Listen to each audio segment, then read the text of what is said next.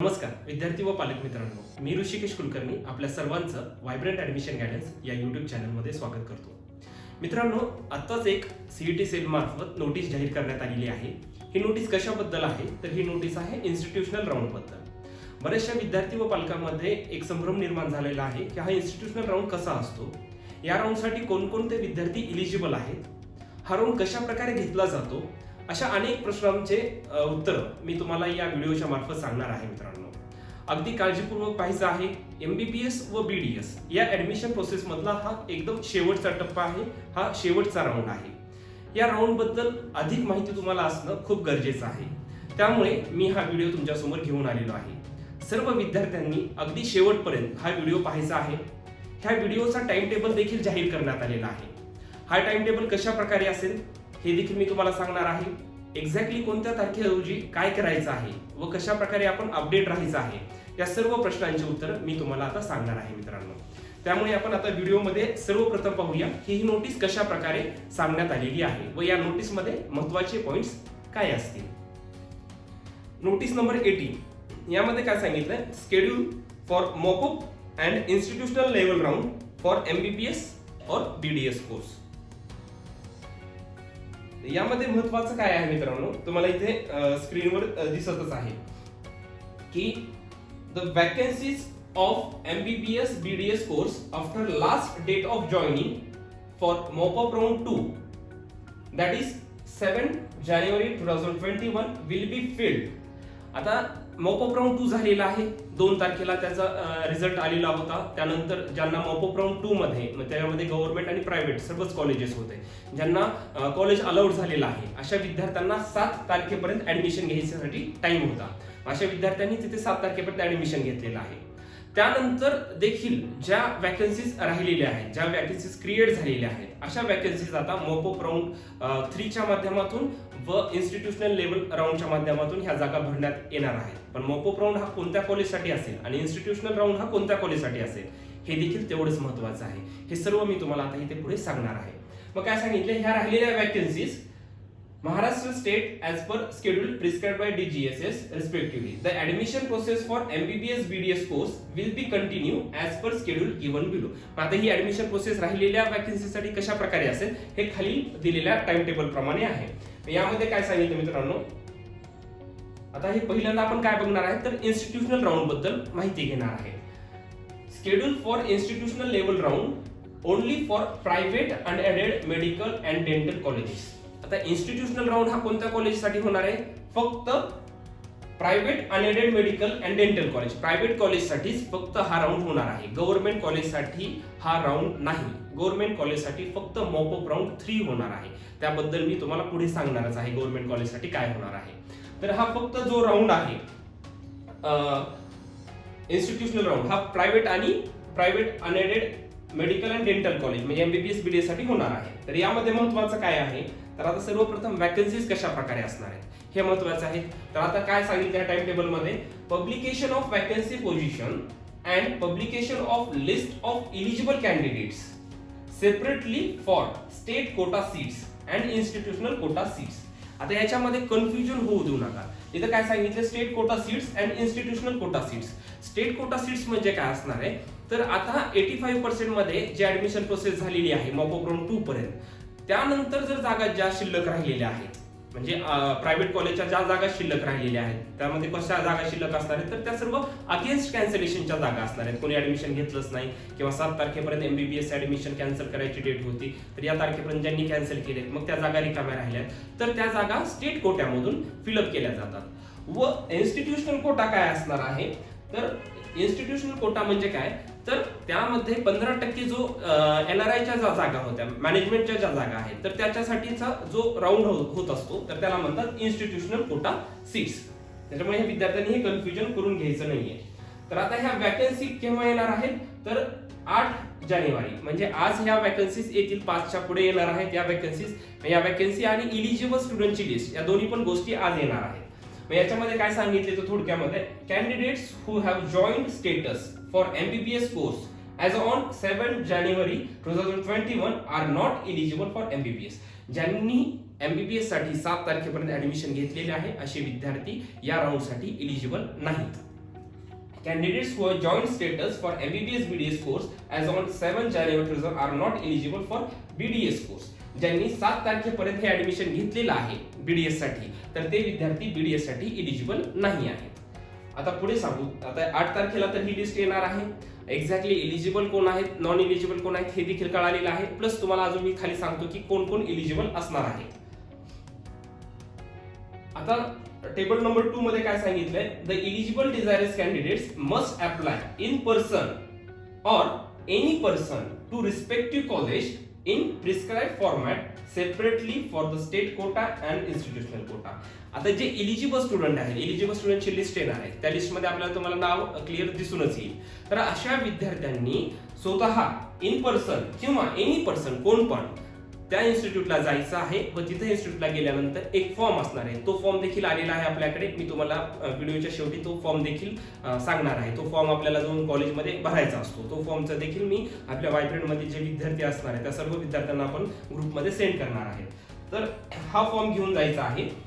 हा फॉर्म आपल्याला केव्हा फिलअप करायचा आहे, तर 9 तारखेपासून ते 11 तारखेपर्यंत, 11 तारखेच्या 3 वाजेपर्यंत तुम्हाला त्या इन्स्टिट्यूटमध्ये जाऊन फॉर्म फिलअप करता येतो. आता एक्झॅक्टली कोणत्या इन्स्टिट्यूशनमध्ये जायचं आहे, तर ज्या प्रायव्हेट कॉलेजमध्ये वॅकन्सी दिसणार आहेत आपल्याला, आता ह्या वॅकन्सीज आपल्या कॅटेगरीनुसार देखील असतात, तर त्या वॅकन्सीनुसार तुम्हाला जिथं वाटेल, it is not compulsory to fill for every college, म्हणजे प्रत्येक कॉलेजसाठी जाऊन तुम्हाला फॉर्म फिलअप करावाच असं बिलकुल नसतं.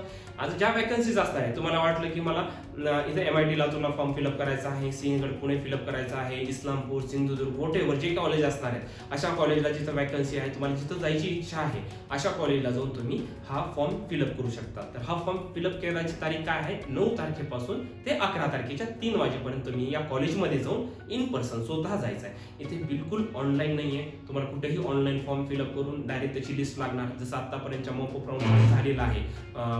फर्स्ट राऊंड, सेकंड राऊंड आणि mop up round first, mop up round second. आतापर्यंत कसं झालेलं आहे, डायरेक्ट लिस्ट लागलेली आहे, लिस्टमध्ये नाव आलं तर आपण ऍडमिशन घेतलेलं आहे. आता आपल्याला काय करायचं आहे, इन्स्टिट्यूशनल राऊंड नावच का दिलेलं आहे, you have to visit to institute, तुम्हाला इन्स्टिट्यूट कडे जायचं आहे, त्याच्यासाठी त्याला इन्स्टिट्यूशनल राऊंड, स्पॉट राऊंड असं म्हटलं जातं. मग तुम्हाला तिथे जायचं आहे. तिथे ह्या 3 दिवस दिलेले आहेत. यावर्षी बरंच दरवर्षी फक्त 1 ते 1.5 दिवस भेटत असतो, यावर्षी 3 दिवस भेटलेले आहेत. त्याच्यामुळे तुम्ही मॅक्झिमम बऱ्याचशा इन्स्टिट्यूटला जाऊ शकतात, तिथे फॉर्म फिलअप करू शकतात. हा फॉर्म कसा असणार आहे, तर या व्हिडिओच्या शेवटी मी तुम्हाला तो फॉर्म देखील दाखवणार आहे. मग तिथे गेल्यानंतर आपल्याला हा फॉर्म फिलअप करायचा आहे. आता 11 तारखेपर्यंत फॉर्म फिलअप केला.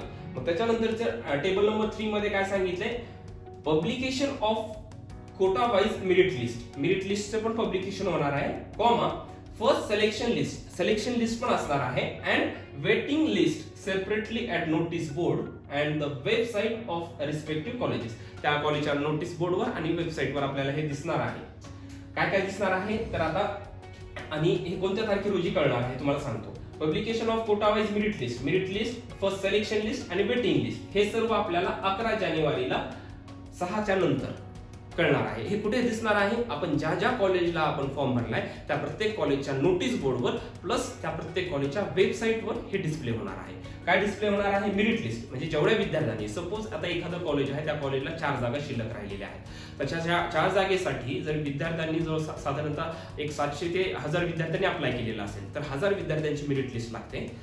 पुन्हा त्या मेरिट लिस्ट मधून फर्स्ट सिलेक्शन लिस्ट, त्यांच्या सिलेक्ट केलेले विद्यार्थी कोण असणार आहेत, तर त्या 700 विद्यार्थ्यांमध्ये जर 4च जागा असतील, तर त्या 700 विद्यार्थ्यांमध्ये ज्यांना चांगले मार्क्स आहेत मेरिट प्रमाणे, कॅटेगरी ज्या लिस्ट असणार आहेत त्या लिस्ट प्लस मेरिट ह्याच्याप्रमाणे त्या 4 विद्यार्थ्यांची नावं लावली जाणार आहेत, त्याला म्हणतात सिलेक्शन लिस्ट. आणि पुढे काय, वेटिंग लिस्ट मध्ये कोण असणार आहे, जे 5 पासून 700 पर्यंत खालचे जे विद्यार्थी राहिलेले आहेत अशा विद्यार्थ्यांचं देखील नाव खाली लावण्यात आलेलं असतं. पण त्या वेटिंग लिस्ट मधल्या विद्यार्थ्यांना ऍडमिशन भेटणार आहे का, तर तेव्हा तात्पुरतं तर नाही भेटणार. आधी प्राधान्य कोणाला दिलं जाईल, पहिल्या 4 विद्यार्थ्यांना दिलं जाईल. अशा प्रकारे हे आपल्याला केव्हा कळणार आहे, 11 तारखेला संध्याकाळी 6 वाजता कळणार आहे. त्यानंतर पुढे काय सांगितलेलं आहे, टेबल नंबर 4 मध्ये काय सांगितलेलं आहे, joining period of selected candidates as per first selection list dated 11 जानेवारी, म्हणजे 11 जानेवारीला जी लिस्ट लागणार आहे, तर अशा विद्यार्थ्यांना जॉईनिंग पिरियड दिलेला आहे with all original documents and requisite fees. तर 12 तारखेपासून ते 14 तारखेपर्यंत 5 वाजेपर्यंत तुम्ही तिथे जाऊन ऍडमिशन घेऊ शकता. ज्या विद्यार्थ्यांचं 11 तारखे रोजी त्या लिस्टमध्ये कॉलेजच्या वेबसाईटवर किंवा नोटीस बोर्डवर ज्यांचं नाव आलेलं आहे अशा विद्यार्थ्यांना ऍडमिशन घेण्यासाठी टाइम काय देण्यात आलेला आहे, 12 जानेवारी ते 14 जानेवारी. ह्या 3 दिवसामध्ये तुम्ही तिथे जाऊन ऍडमिशन घेऊ शकता. ऍडमिशन घ्यायला जाताना तुम्हाला सर्व ओरिजिनल डॉक्युमेंट आणि जी फीस असणार आहे कॉलेजचा डीडी वगैरे ते तुम्हाला घेऊन कॉलेजला ऍडमिशन घ्यायला जावं लागणार आहे. अशा विद्यार्थ्यांना 12 ते 14 मध्ये वेळ आहे. मग त्यानंतर पुढे काय सांगितलेलं आहे, 5 नंबरचा पॉईंट जो दिलेला आहे त्याच्यामध्ये असं सांगितलेलं आहे की publication of quota wise list of joined candidates and vacancies after first selection list. आता काय सांगितलेले, आता पहिली लिस्ट तर लागलेली आहे, त्याच्यानंतर जरी विद्यार्थ्यांनी ऍडमिशन नाही घेतलं, असे पण काही विद्यार्थी असतात. सपोज आता मी माझा फॉर्म फिलअप करतोय तर मी नंबर ऑफ कॉलेजमध्ये फिलअप करणार आहे, साधारणतः 5 ते 6 कॉलेजला देईल किंवा 10 कॉलेज देईल किंवा 3 देईल. तर अशा ठिकाणी समजा जर माझा जर 2 किंवा 3 कॉलेजमध्ये नंबर आला, मी फॉर्म फिलअप तर केलेला आहे, माझा ऍट अ टाइम 2 किंवा 3 कॉलेजमध्ये पण नंबर येऊ शकेल आला, तर मला दिलेला टाइम काय 12 ते 14 मध्ये ऍडमिशन घ्यायचं आहे. ऍडमिशन मी फक्त एकाच कॉलेजला घेऊ शकतो, तर मी ज्या कॉलेजला मला जायचं आहे त्या कॉलेजला ऍडमिशन घेईल. मग मी त्यात, आणि बाकी मला किती कॉलेजमध्ये नंबर लागला, 3 कॉलेजमध्ये, मी घेतलं फक्त एकाच कॉलेजमध्ये ऍडमिशन. मग 2 कॉलेजमध्ये माझी अजून वॅकन्सी निर्माण झाली, मी तिथे ऍडमिशन घेतलं नाही. मग ती जी रिकामी झालेली जागा कोणाला भेटणार आहे, तर ते खाली जे वेटिंग लिस्टमध्ये विद्यार्थी होतात त्यांना भेटत असते. मग त्यांच्यासाठी पुढचा राऊंड होतो. तर त्याच्यामध्ये काय सांगितलंय, publication of quota wise list of join candidates, join केलेल्या विद्यार्थ्यांची पण लिस्ट लागणार आहे, and vacancy after first selection list, मग वॅकंट पण ज्या जागा झालेल्या आहेत ते पण लिस्ट लागणार आहे. The link of college website will be available on the state CET cell website. CET सेलच्या वेबसाईटवर प्रत्येक कॉलेजची लिंक दिलेली आहे वेबसाईटवर. त्या वेबसाईटवर आपल्याला ह्या सर्व अपडेटेड गोष्टी भेटणार आहेत. त्याच्यामुळे विद्यार्थ्यांनी काळजीपूर्वक प्रत्येक कॉलेजच्या वेबसाईटवर जाऊन हे पाहायचं आहे. मग ज्या विद्यार्थ्यांचं पुन्हा हे वेटिंग लिस्ट वगैरे हे किंवा जॉईन स्टेटस केव्हा कळणार आहे, 14 तारखेपर्यंत ऍडमिशन घ्यायचं. त्याच दिवशी ज्यांनी ऍडमिशन घेतलेलं आहे आणि पुन्हा वॅकंट पण अजून ज्या सीट राहिल्या ह्या 14 तारखेला आपल्याला इथे कळणार आहेत मित्रांनो. मग आता पुढे काय सांगितलेलं आहे, टेबल नंबर 6 मध्ये publication of second selection list from the waited list candidates of respective quota wise list on notice board. आता वेटिंग लिस्ट तर आलेली आहे, म्हणजे ज्यांनी वॅकन्सी लिस्ट आलेली आहे की ज्यांनी ऍडमिशन घेतलं नव्हतं. मग आता ज्या वॅकन्सी लिस्ट आलेली होती तर त्यामधील ज्या विद्यार्थ्यांना आता ऍडमिशन भेटणार आहे, म्हणजे त्याला काय म्हणतात, selection list, second selection list. पहिली सिलेक्शन लिस्ट झाली, त्याच्यामध्ये ज्यांनी ऍडमिशन घेतलं किंवा नाही घेतलं त्याच्यामुळे वॅकन्सी क्रिएट झाली, तर पुन्हा सेकंड सिलेक्शन लिस्ट लागणार आहे. ही लिस्ट कोणाची लागणार आहे, तर जे खाली विद्यार्थी वेटिंग लिस्टमध्ये होते. याच्यासाठी अजून डबल जाऊन कुठे सेपरेट फॉर्म भरायचा नाही, पहिल्यांदाच फॉर्म भरलेला आहे, परंतु विद्यार्थी खाली वेटिंग लिस्टमध्ये बरेचसे असणार आहेत. तर त्या वेटिंग लिस्टच्या विद्यार्थ्यांना त्या राहिलेल्या जागेवर जाता येतं. मग तिथे त्यांचं नाव येणार, विद्यार्थ्यांनी ते नाव चेक करायचं आहे, ते कॉलेजच्या वेबसाईटवर असेल प्लस कॉलेजच्या नोटीस बोर्डवर असेल. त्याला तर सेकंड सिलेक्शन लिस्ट केव्हा लागणार आहे, सेम डे 14 जानेवारीला संध्याकाळी 8च्या नंतर हे आपल्याला लिस्ट जाहीर होणार आहे. मग त्याच्यानंतर आपल्याला त्या कॉलेजला ऍडमिशन घ्यायला जावं लागणार. सिलेक्शन लिस्ट रात्री 8च्या नंतर लागली 14 तारखेला, आता आपल्याला 15 तारखेला तिथे ऍडमिशनसाठी जावं लागणार आहे. याच्यावर टेबल नंबर 7 मध्ये दिलेला आहे, joining period of selected candidate as per second selection list dated 14 तारखेला जी लिस्ट लागलेली आहे, तर त्या लिस्ट प्रमाणे ऍडमिशन घेण्यासाठी आपल्याला टाइम काय दिलेला आहे, 15 जानेवारी 2021 अप टू 3 PM, म्हणजे 15 जानेवारी पर्यंत तुम्हाला त्या कॉलेजला जाऊन ऍडमिशन घ्यायचं आहे. 14 तारखेला रात्री लिस्ट लागणार आहे, एकच दिवस आहे. विद्यार्थ्यांनी अगदी काळजीपूर्वक हे पाहायचं आहे. तर तिथे तुम्हाला 15 तारखेला तिथे जाऊन ऍडमिशन घ्यायचं आहे. ऍडमिशन घ्यायला जाताना सेम ओरिजिनल सर्व डॉक्युमेंट्स प्लस कॉलेजचं फीस हे सर्व तुम्हाला सोबत घेऊन जायचं आहे. तर हे सर्व ऍडमिशन प्रोसेस त्या पद्धतीनं होणार आहे. त्याच्यानंतर पुढे काय सांगितलेलं आहे, टेबल नंबर 8 मध्ये publication of quota wise registrational vacancies if any. आता जर ह्याच्यानंतर देखील जर वॅकन्सीज क्रिएट झालेल्या असतील, अजून पुढे जर वॅकन्सी क्रिएट झालेली असेल on notice board and website of the colleges, तर हे जर नोटीस अजून वॅकन्सी क्रिएट झालेली असेल तर 15 तारखेला सेम डेला 3-3:30 वाजता हे आपल्याला नोटीस बोर्डवर कळणार आहे. टाइम पिरियड फार कमी आहे मित्रांनो, कारण की 15 जानेवारीला MBBS आणि BDS कट ऑफ डेट दिलेली आहे. BDS ची cut off date may be वाढू शकेल पुढे, अजून काही सांगण्यात आलेलं नाहीये. परंतु ह्या 15 तारखेच्या रोजी आपल्याला 3:30 वाजता जर अजून वॅकन्सी क्रिएट झाली तर याला काय म्हणत असतात, तर साधारणतः ऍडिशनल स्ट्रे वॅकन्सी म्हणत असतात. अजून वॅकन्सी क्रिएट झाली तर ती वॅकन्सी आपल्याला कळणार आहे, ते कॉलेजच्या वेबसाईटवर असणार आहे. मग आता त्याच्यानंतर काय करणार, पुन्हा आता वॅकन्सी आली, मग पुढचा पॉईंट काय असणार आहे, तर वेटिंग लिस्ट मधल्या विद्यार्थ्यांचे नाव आणि त्याच्यानंतर सिलेक्शन लिस्ट. तर त्याच्यामध्ये टेबल नंबर 9 मध्ये दिले reporting of waited list candidates to colleges for residential vacancies. The link, आता जर पुन्हा वेटिंग लिस्ट मध्ये कोण आहे त्या विद्यार्थ्यांची तिथे नाव लावले जातील, त्याच्यानुसार तिथे आपल्याला ऍडमिशन प्रोसेस साठी जायचं आहे. तर हे आपल्याला 3:30 म्हणजे 3 वाजता हे कळणार आहे. Reporting to the waiting list, त्याच्या 3 ते 5 मध्ये तुम्हाला वेटिंग लिस्ट मध्ये जे विद्यार्थी असतात त्यांना ऍडमिशन घेण्यासाठी वेळ आहे. त्याच्यानंतर काय दिले पुढे टेबल नंबर 10 मध्ये filling of vacancy from reported waited list candidates. पुन्हा हा जो वॅकन्सीचा फिलिंग जो असणार आहे राहिलेल्या, तर हे 15 तारखेला अप टू 6 वाजेपर्यंत हे ऍडमिशन प्रोसेस तुमची तिथे होणार आहे. म्हणजे आपल्याला पहिल्यांदा काय झालं, तर पहिल्यांदा आपल्याला आज म्हणजे 8 तारखे रोजी वॅकन्सीज येणार आहेत. वॅकन्सीज आल्यानंतर आपल्या कॅटेगरी वाईज सर्व वॅकन्सीज दिसतील. पुन्हा इलिजिबल विद्यार्थ्यांची लिस्ट पण येणार आहे. ही लिस्ट आल्यानंतर आपल्याला काय करायचं आहे, लिस्ट आल्यानंतर आपल्याला 9 तारखेपासून ते 11 तारखेपर्यंत 9 तारखेपासून ते 11 तारखेपर्यंत त्या कॉलेजला जाऊन फॉर्म फिलअप करायचा आहे. त्याच्यानंतर 11 तारखेला मेरिट लिस्ट येणार आहे, सिलेक्शन लिस्ट आणि पहिली सिलेक्शन लिस्ट, याला म्हणतात फर्स्ट सिलेक्शन लिस्ट 11 तारखेला. ज्यांचं नाव आहे फर्स्ट सिलेक्शन लिस्ट मध्ये अशा विद्यार्थ्यांना 12 तारखेपासून 14 तारखेपर्यंत ऍडमिशन घ्यायचं आहे. त्यानंतर वेटिंग लिस्ट मध्ये आता आपण सेकंड सिलेक्शन लिस्ट कडे जाणार आहे. त्याच्यामध्ये पुन्हा ते वेटिंग लिस्ट मध्ये जे विद्यार्थी आहेत त्यांचे नाव 14 तारखेला इथे लागणार आहे. त्यानंतर त्यांची सिलेक्शन लिस्ट 14 तारखेला रात्री 8 वाजता लागणार आहे. सिलेक्शन लिस्ट मध्ये ज्यांचं नाव आहे, सेकंड सिलेक्शन लिस्ट मध्ये ज्यांचं नाव आहे, त्यांना ऍडमिशन घेण्यासाठी वेळ काय आहे, 15 जानेवारी 3 वाजेपर्यंत वेळ आहे. त्याच्यानंतर देखील जर वॅकन्सीज अजून क्रिएट झाल्या तर अशा विद्यार्थ्यांची लिस्ट 3:30 वाजता पुन्हा 15 तारखेला सेम डेला लावणार आहे. व अशा विद्यार्थ्यांना ऍडमिशन घेण्यासाठीचा वेळ आहे 6 वाजेपर्यंत. तुम्ही त्या मिळालेल्या कॉलेजमध्ये ऍडमिशन घेऊ शकता ऑन द सेम डे.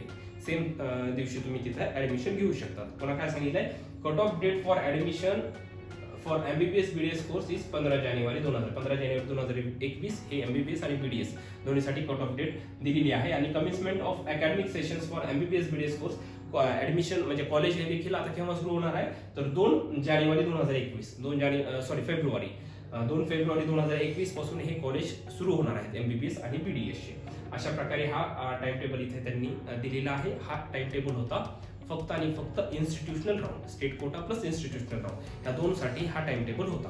म्हणजे प्रायव्हेट कॉलेजसाठी हा टाइम टेबल देण्यात आलेला आहे. आता आपण बघूया की मॉपअप राऊंड साठी हा टाइम टेबल कसा आहे. मॉपअप राऊंड आता कशासाठी होणार आहे, तर मॉपअप राऊंड 3 हा फक्त आणि फक्त गव्हर्नमेंट कॉलेजसाठी होणार आहे. गव्हर्नमेंट अँड कॉर्पोरेशन जे कॉलेज आहेत यांच्यासाठी फक्त हा मॉपअप राऊंड 3 होणार आहे. तर याच्यामध्ये हा देखील टाइम टेबल आपण इथे कंटिन्यू मध्ये पाहणार आहे. याच्यामध्ये काय सांगितलेलं आहे, schedule for mop-up round 3 and 4 only government corporation medical and dental college. Government medical and dental college साठी हा फक्त मॉपअप राऊंड 3 आणि 4, जर पुढे वॅकन्सी राहिला तर 4 होत असतो.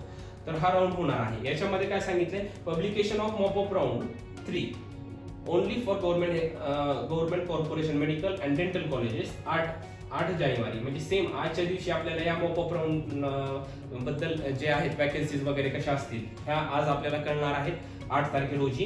पुन्हा joining period of mop up round 3 including holidays 9 तारखेपासून ते 12 तारखेपर्यंत. याचं कसं आहे, मॉपअप राऊंड 3 म्हणजे गव्हर्नमेंट कॉलेजचा कसा असतो, तर त्याची डायरेक्ट लिस्ट लागते. जसा first round, second round, mop up round first, second आणि पुन्हा जसा लागला आतापर्यंत डायरेक्ट लिस्ट लागली विद्यार्थ्यांची आणि कॉलेजला जाऊन ऍडमिशन घेतलं. In the same format, same way मध्ये आपल्याला ह्या राऊंडचा रिझल्ट लागणार आहे. डायरेक्ट विद्यार्थ्यांची लिस्ट लागणार आहे. जे विद्यार्थी आता क्लोजिंग मध्ये आहेत किंवा ज्यांना गव्हर्नमेंट BDS भेटलेला आहे, आता ते अपग्रेड होऊन मे बी MBBS भेटू शकेल किंवा प्रायव्हेट मध्ये MBBS कॉलेज अपग्रेड होऊन गव्हर्नमेंट पण भेटू शकेल, अशा विद्यार्थ्यांसाठीचा हा राऊंड आता होणार आहे.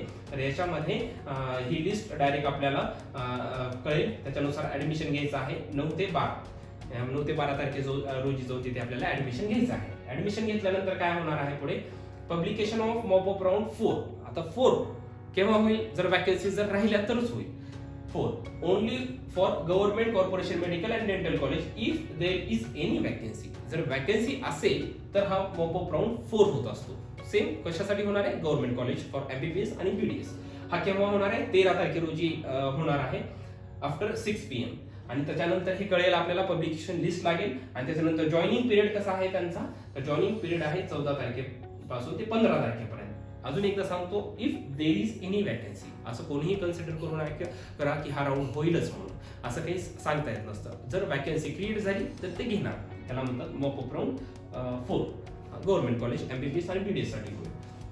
त्यानंतर cut off date for MBBS BDS course same आहे 15 जानेवारी आणि कमेन्समेंट ऑफ अकॅडमिक सेशन 2 फेब्रुवारी पासून हे कॉलेज सुरू होणार आहे. म्हणजे तुम्हाला मॉपअप राऊंड देखील कळालेला आहे. इन्स्टिट्यूशनल राऊंड आधी पाहिलेला आहे, त्यानंतर आता आपण मॉपअप राऊंड देखील पाहिला आहे. फक्त इन्स्टिट्यूशनल राऊंड हा प्रायव्हेट अनएडेड कॉलेजसाठी होत असतो आणि मॉपअप राऊंड हा आता राहिलेला जो राऊंड आहे तर तो फक्त गव्हर्नमेंट कॉलेजसाठी होत असतो. तो 3 आणि 4 असा होणार आहे. तर त्याच्याबद्दल देखील आपण पाहिलं आहे. त्याचा डायरेक्ट रिझल्ट लागतो. याच्यासाठी तुम्हाला इन पर्सन कॉलेजला जाऊन फॉर्म फिलअप वगैरे करणे असे बिलकुल काही करायचं नाही गव्हर्नमेंट कॉलेजसाठी. आता अजून एक महत्त्वाची नोटीस आहे याच्यामध्ये. As per rule number 12 the information brochure of NEET UG 20 the prescribe last date to cancel the admission of medical courses is 7 जानेवारी 2021. 7 तारखेपर्यंत आपल्याला MBBS ची ॲडमिशन कॅन्सल करण्याची डेट होती. BDS ची डेट थोडी एक्सटेंड करण्यात आलेली आहे. तर त्याच्यामध्ये खाली दिलंच असेल त्यांनी, त्याच्यामध्ये सांगितलं फॉर MBBS आणि BDS course as per notice number 13 dated 30 the prescribe cut off date for cancellation for MBBS BDS course was 7. आधी कसं होतं तर 7 तारखेला कॅन्सलेशन डेट त्यांनी दिलेली होती up to 5 PM. Now the cut off date हे आधी सांगितलेलं होतं, पण आता काय सांगितलं, now the cut off date for BDS course only, फक्त BDS कोर्स साठी इज एक्सटेंडेड अप टू 12 जानेवारी 2021 अप टू 5 PM.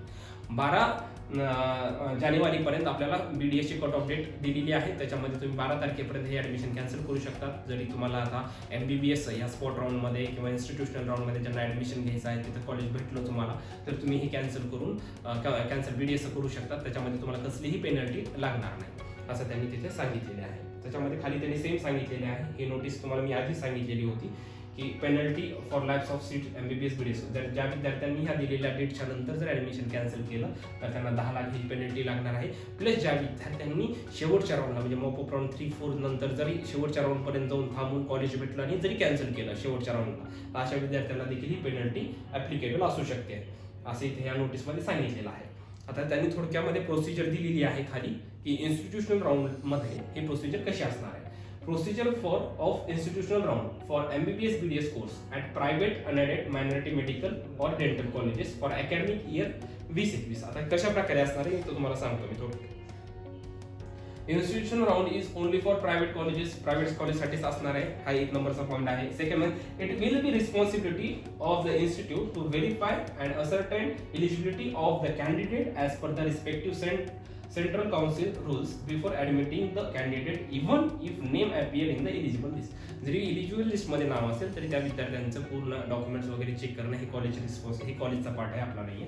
त्यानंतर थर्ड पॉइंट मध्ये काय सांगितलं, the list of eligible candidates for the institutional round will be published on website. Already सांगितलेलं आहे 8 तारखेला ही लिस्ट पब्लिश होणार आहे ॲज पर स्टेट.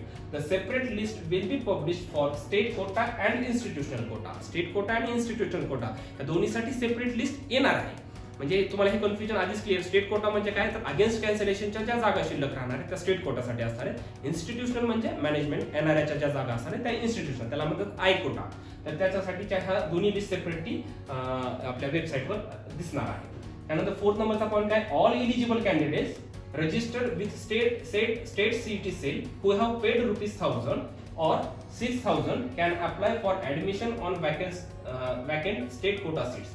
ज्या विद्यार्थ्यांनी फॉर्म भरताना जे सुरुवातीला फॉर्म भरले ₹1,000 आपण पेमेंट केलेलं होतं, त्यानंतर 5,000चं देखील असं 5,000 प्लस 1,000 6,000 असे 2 पेमेंट केलेले होते. ज्या विद्यार्थ्यांनी 1,000चं पेमेंट केलेलं आहे असे सर्व विद्यार्थी स्टेट कोट्यासाठी एलिजिबल आहेत. आणि ज्या विद्यार्थ्यांनी पूर्ण 6,000चं पेमेंट केलेलं आहे किंवा नंतर एक डेट दिलेली होती त्या तारखेपर्यंत 5,000चं पेमेंट केलं असेल तर अशा विद्यार्थी हे इन्स्टिट्यूशनल राऊंड म्हणजे मॅनेजमेंट कोटा जो आहे त्याच्यासाठीच फक्त एलिजिबल असणार आहे. आणि 6,000 पेमेंट केलेले विद्यार्थी दोन्ही राऊंड म्हणजे स्टेट साठी पण अप्लाय आहे आणि इन्स्टिट्यूशनल साठी सुद्धा अप्लाय करू शकतात इथं दिलेलं आहे. त्यानंतर पुढे काय सांगितलंय, for institutional round eligible and interested candidate should approach to the dean principal of the respective colleges within prescribed time and submit the separate application for the state quota and institute. या दिलेल्या time table प्रमाणे आपल्याला त्या कॉलेजला म्हणजे 9 ते 11 मध्ये जायचं आहे, तिथे फॉर्म सबमिट करायचा आहे. हेच त्यांनी डबल सांगितलंय. In person or any person कोण पण जाऊ शकतात अशा प्रकारे इथे सांगितलेलं आहे. खाली ते महत्वाचं अजून पॉईंट काय आहे तर at the time of admission during institutional round a candidate should submit the all original document. सर्व ओरिजिनल डॉक्युमेंट तुम्हाला सबमिट करावे लागतील along with requisite fees in the form of DD or cheque. In the form of तुम्हाला DD किंवा cheque या दोनच फॉर्मॅटमध्ये तुम्हाला फीस कॉलेजमध्ये सबमिट करावी लागते. It is the sole responsibility of the candidate to submit all his original documents and a requisite fees at the time of admission. बऱ्याचशा विद्यार्थ्यांचं ऍडमिशन माझे डॉक्युमेंट्स इथे नाही आहेत, हे डॉक्युमेंट नाही आहे किंवा माझे डॉक्युमेंट्स दुसऱ्या कॉलेजमध्ये आहेत, असं चालणार नाही. ज्या दिवशी तुम्हाला हे कॉलेज अलोकेट होणार आहे, ऍडमिशन घ्यायचं असेल तर तुम्हाला सर्व ओरिजिनल डॉक्युमेंट्स लागणार आहेत, प्लस त्या कॉलेजचा डीडी देखील तुम्हाला तिथे सबमिट करायचा आहे. आता महत्त्वाचे 2 पॉईंट्स कसे आहेत, ते एलिजिबल कोण आहेत, अजून एकदा कन्फ्युजन होत असेल तर मी तुम्हाला सांगतो. All the candidates already admitted for BDS, BAMS, BHMS, BUMS, BPTH, BOTH, BSLP, BPO and BSc nursing courses are also eligible for institutional level round for MBBS course. ज्या विद्यार्थ्यांनी ऑलरेडी BDS, BMS याला जरी admission घेतलेलं असेल, असे विद्यार्थी सर्व विद्यार्थी या राऊंडसाठी एलिजिबल आहेत. प्लस अजून काय, all the candidates already admitted for BAMS, BHMS, BUMS, BPTH, BOTH nursing courses are also eligible for institutional level round for BDS course. MBBS साठी पण एलिजिबल आहेत आणि BDS साठी सुद्धा ते एलिजिबल आहेत. पुढे काय सांगितलं, candidates who have join their allotted. आता हे कोण, ज्या विद्यार्थ्यांनी allotted MBBS BDS seats for all India quota और central universities of round 2 and candidates who have joined a seat in deemed university in round 2 will not be eligible to participate in institutional round of counselling as per notice number दिलेला आहे. ज्या विद्यार्थ्यांनी all इंडियाच्या second round मध्ये college भेटलेलं आहे व college join केलेलं आहे किंवा डीम्ड कॉलेजमध्ये कॉलेज भेटलेलं आहे व जॉईन केलेलं आहे, असे विद्यार्थी या राऊंडसाठी एलिजिबल नाहीत. हे तुम्हाला इथे नोटीसमध्ये सांगितलेलं आहे. प्लस तुम्हाला त्या लिस्टमध्ये देखील कळूनच जाईल. Admission process should be complete before cut off date, म्हणजे 15 तारखेच्या आधीच ही ऍडमिशन प्रोसेस संपणार आहे. All the admissions are subject to approval of admission regulatory authority after cut-off date. The college should be upload the information about the admitted candidates in the college feedback module of the state CET set. म्हणजे हे याच्यामध्ये सर्व सांगितलेलं आहे कशा प्रकारे हा round होणार आहे. बोथ राऊंड, इन्स्टिट्यूशनल राऊंड आणि मॉपअप राऊंड, हे कशा प्रकारे होणार आहे हे मी तुम्हाला सांगितलेलं आहे. त्याच्या एक्झॅक्टली महत्त्वाच्या डेट्स कोणत्या आहेत हे देखील मी तुम्हाला इथं सांगितलेलं आहे. फक्त फरक काय आहे मॉपअप राऊंड आणि इन्स्टिट्यूशनल राऊंड मध्ये, इन्स्टिट्यूशनल राऊंड मध्ये तुम्हाला इन पर्सन स्वतः तिथे किंवा कोणताही आपण पालक वगैरे जाऊन तिथे फॉर्म प्रत्येक कॉलेजला द्यायचा आहे, म्हणजे प्रायव्हेट कॉलेजला तिथे जाऊन तुम्हाला सबमिट करायचा आहे. आणि मॉपअप राऊंड म्हणजे गव्हर्नमेंटसाठीचा होणारा जो राऊंड आहे त्याची डायरेक्ट लिस्ट लागणार आहे, त्याच्यानुसार तुम्हाला तिथे ऍडमिशन घ्यायचं आहे. खूप कमी टाइम आहे.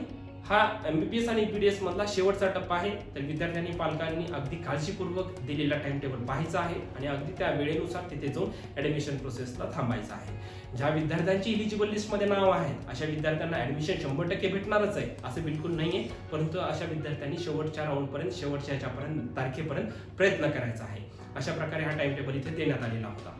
आता महत्त्वाची गोष्ट काय आहे, तर या प्रायव्हेट कॉलेजमध्ये जाऊन गेल्यानंतर फॉर्म कुठला सबमिट करायचा, तिथे मी जे सांगितले 9 तारखेपासून 11 तारखेपर्यंत तुम्हाला फॉर्म भरायचा आहे असं मी तुम्हाला सांगितलेलं होतं. तर हा फॉर्म कोणता फिलअप करायचा आहे, तर हा फॉर्म मित्रांनो इथं दिलेला आहे तुम्हाला. तर हा फॉर्म तुम्हाला अशा प्रकारे इथे फिलअप करायचा आहे.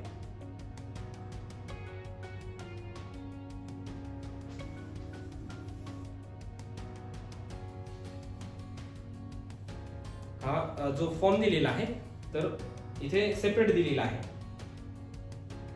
नीट UG 2020 admission process MBBS BDS for state Kota seat application form for institutional level round for academic year 2021. हा स्टेट कोटा सीट साठी हा फॉर्म आहे. याच्यामध्ये प्रत्येक विद्यार्थ्याला हा फॉर्म घेऊन जायचा आहे, कॉलेजमध्ये हा फॉर्म सबमिट करायचा आहे. याच्यासोबत आपल्या सर्व डॉक्युमेंटचे झेरॉक्स सेट देखील सबमिट करायचा. नेम ऑफ द कॉलेज, ज्या कॉलेजला तुम्हाला जायचं आहे त्या कॉलेजचं नाव आणि कोर्स कोणता, MBBS पाहिजे का तिथे BDS साठी जात आहात, तुम्हाला हे देखील तिथं सबमिट करायचं आहे.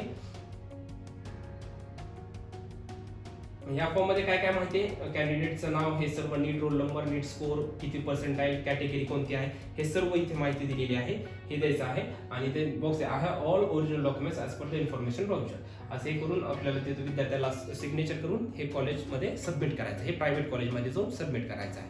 It is not for mop up round. Mop up राऊंडसाठी हे नाही आहे, हे फक्त प्रायव्हेट कॉलेजसाठी. आणि पुन्हा खाली काय दिलेलं आहे, सेम फॉर्म आहे दुसरा, तर तो कशासाठी आहे, MBBS BDS for institutional quota 15% seat. हा फरक कळाला तुम्हाला. स्टेट कोटा फक्त वरचा फॉर्म होता स्टेट कोटासाठी, आणि हा आहे फॉर्म इन्स्टिट्यूशनल कोटा, म्हणजे ज्यांनी 5,000चा पेमेंट केलेला आहे, ज्यांना इन्स्टिट्यूशनल मॅनेजमेंटसाठी थांबणार आहे अशा विद्यार्थ्यांसाठी हा फॉर्म असणार आहे. याच्यामध्ये देखील सेम फॉर्मॅटमध्ये सर्व माहिती फिलअप करायची आहे व सिग्नेचर करून विद्यार्थ्यांनी त्या कॉलेजमध्ये सबमिट करायचा आहे. अशा प्रकारे हा फॉर्म देखील महत्त्वाचा आहे.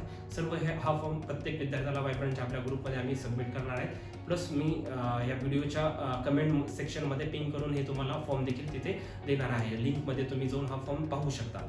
या व्यतिरिक्त विद्यार्थ्यांना काही अडचण असेल, या राऊंडबद्दल जर काही कन्फ्युजन असेल तर अशा विद्यार्थ्यांनी वायब्रंटशी संपर्क करायचा आहे. अगदी शेवटच्या टप्प्यापर्यंत आपण तुम्हाला ही माहिती दिलेली आहे.